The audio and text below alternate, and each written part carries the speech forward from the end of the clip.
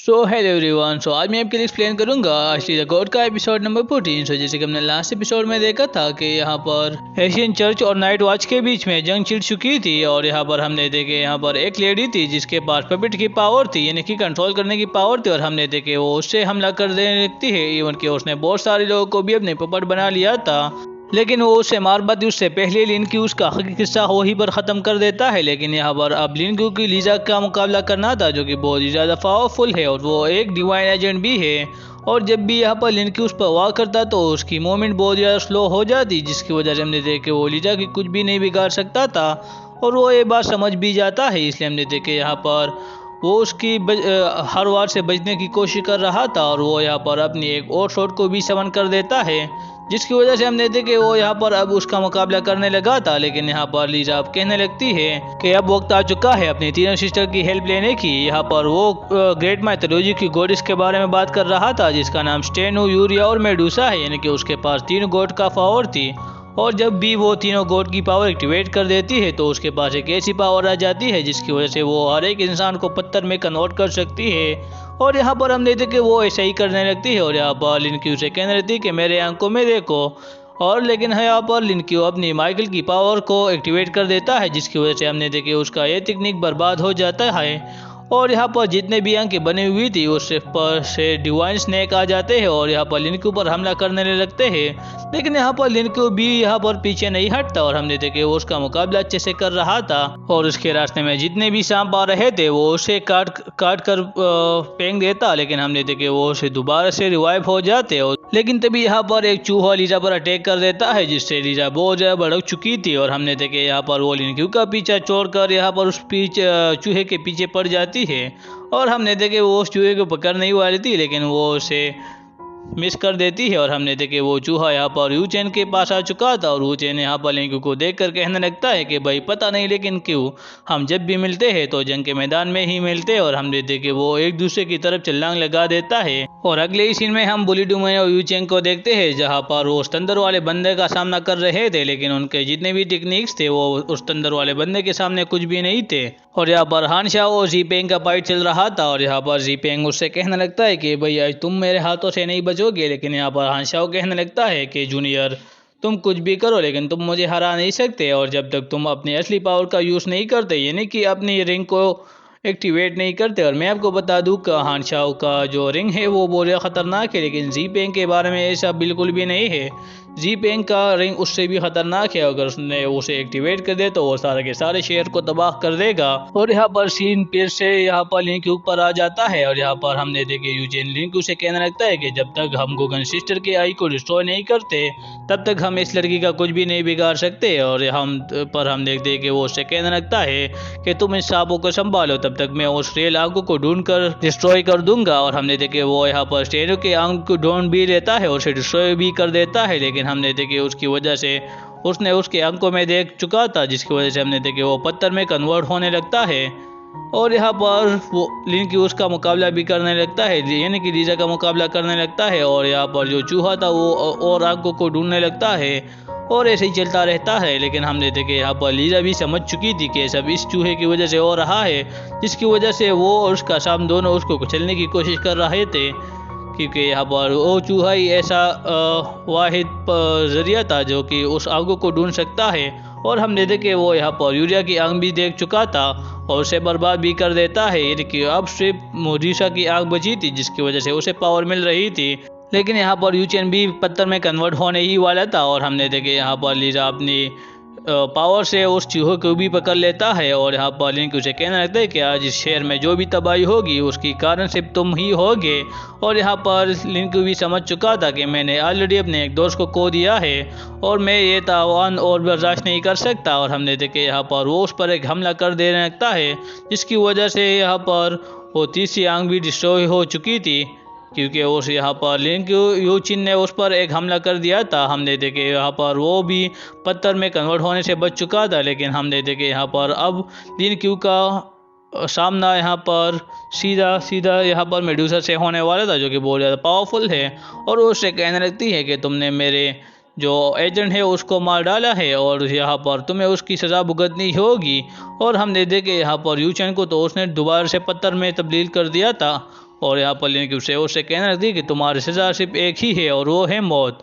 लेकिन हमने देखे यहाँ पर लिन क्यू भी कहाँ रुकने वाला था, वो अपनी दोनों गोड का पावर एक्टिवेट कर देता है, जो कि देखकर यहाँ पर मेडूसा बोरिया भड़क चुकी थी। और हमने देखे यहाँ पर लिन क्यू ने अपनी गोड तलवार से उस पर हमला कर दिया था, जिसकी वजह से वो मेडूसा का किस्सा वहीं पर ख़त्म कर देता है। और यहाँ पर लिन क्यू यूचेन के पास आ चुका था और उससे कहने रहते कि भाई तुम्हारा बहुत ज़्यादा शुक्रिया था कि तुम मेरी मदद करने पर एन वक्त पर आ चुके थे। और हमने देखे यहाँ पर वो कहने लगता है कि तुम्हें शुक्रिया करने की ज़रूरत नहीं, बल्कि तुम्हें अपने कैप्टन के पास जाना चाहिए। लेकिन तभी हम देखते कि यहाँ पर मेडूसा का जो आवाज़ था वो आ चुका था और हमने देखे वो उस पर एक अटैक भी कर देता है लिन क्यू पर। और यहाँ पर वार्लन भी उससे कहने लगती है कि मेरे ग्रैंड डिसाइबल, तुम अब बोरा खतरे में हो और तुम्हारा एक गलत कदम तुम्हें मौत की तरफ ले जा सकता है। और हमने देखे यहाँ पर लिन क्यू का सारा के सारा डिवाइन पावर भी ख़त्म हो चुका था, यानी कि उसकी बॉडी में अब कोई भी पावर नहीं थी। और यहाँ पर हम उस तंदर वाले बंदे को देखते हैं जहाँ पर उसने वुजिन को गले से पकड़ रखा था, लेकिन यहाँ पर एक मुक्का उसे आकर लग जाता है जो कि बहुत ज़्यादा पावरफुल था।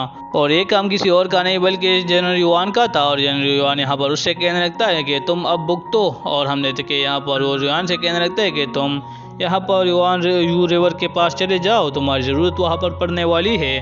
और यहाँ पर वो अपनी सारी की सारी पावर को एक्टिवेट करते हुए उस तंदर वाले बंदे से निपटने लगता है। और यहाँ पर हमें दोबारा से जीपिंग की हालत देखने लगता है जो कि एक रिवर में डूब रहा था और वहाँ पर एक संदूक था जिसकी रक्षा एक इवल एंटिटी कर रही थी।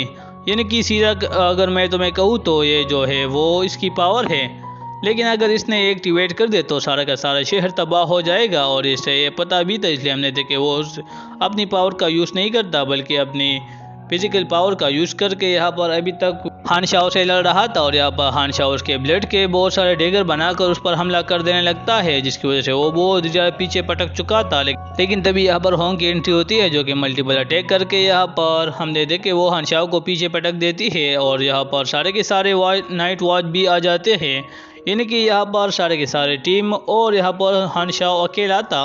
लेकिन यहाँ पर फिर भी हमने देखे कि वो उस पर भारी पड़ रहा था क्योंकि हान शाओ बहुत ज़्यादा पावरफुल था। और मैं अगर आपको हान शाओ के बारे में बता दूँ तो वो पहले नाइट वॉच का भी हिस्सा था, लेकिन एक रात जो है उसे एक मिशन मिला था जिसकी वजह से हमने देखे उस मिशन के आने के बाद वो चर्च ऑफ गॉड के लिए काम करने लगा। और हमने देखे वो अब यहाँ पर हवा में उड़ने लगता है और वो हवा में बहुत ज़्यादा ऊपर आ चुका था। और तभी यहाँ पर वो अपनी पावर को एक्टिवेट करके एक बहुत ही बड़ा जो थंडर डोमेन था वो क्रिएट कर देता है। और वो इतना ज़्यादा पावरफुल था, अगर उसे रोका नहीं गया तो वो सारे के सारे कांगनान सीटों को ही बर्बाद कर डालेगा।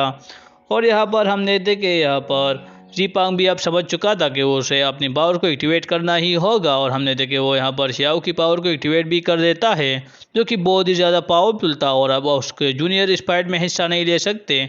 और मैं अगर आपको शियाओ के बारे में बता दूँ कि उसकी पावर जो है वो 3 सेकंड के अंदर अंदर सील नहीं की गई तो वो सारे के सारे दुनिया को ही तबाह कर देगा।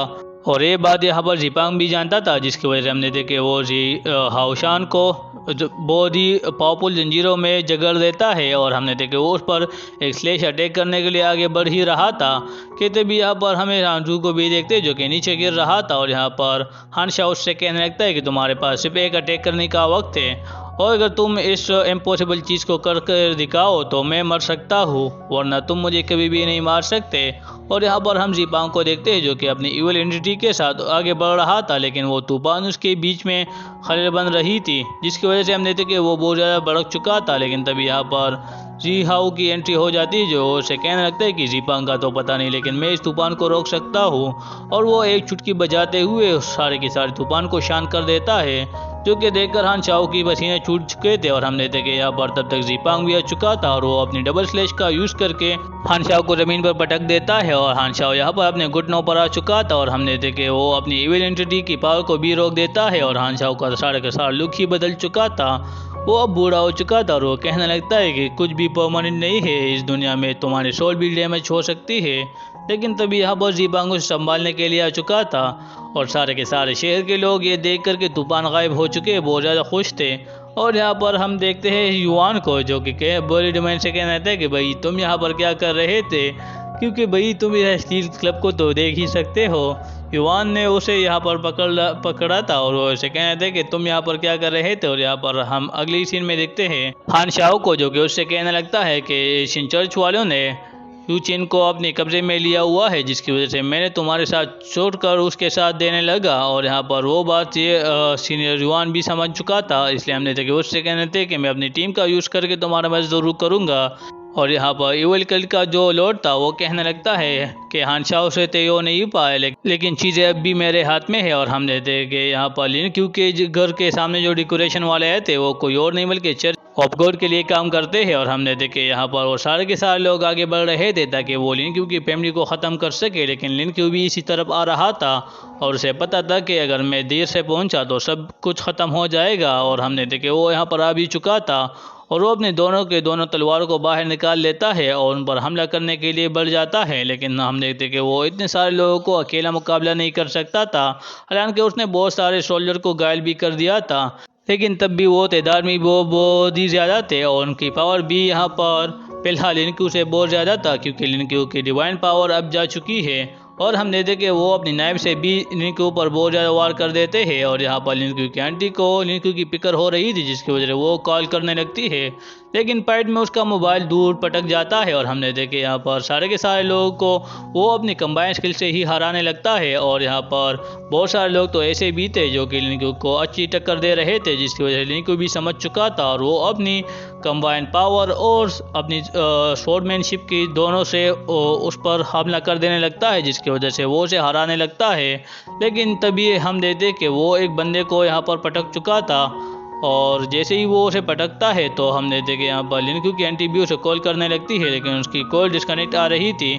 और हम देखते कि यहाँ पर एक बंदा तो उसे नॉक कर रहा था और उसने जंजीर उसके गले में डालकर उसे घसीट रहा था, लेकिन हम देखते हैं कि वो अपनी तलवार की मदद से उसे पीछे हटाने में कामयाब हो जाता है। लेकिन हम देखते कि वो बार बार उसकी तलवार को पकड़ रहा था और उस पर हमला कर रहा था, जिसकी वजह से लिनक्यू को बहुत ज़्यादा प्रॉब्लम आ रही थी। लेकिन फाइनली उसने अपनी तलवार को उसके आर पार कर दिया और एक पंच से उसे ज़मीन पर पटक दिया। लेकिन हम देखते कि वो हंसने लगता है ईविल्स की तरह और यहाँ पर लिनक्यू उसके ऊपर बैठ जाता है और उस पर पंचेस की बारिश करने लगता है।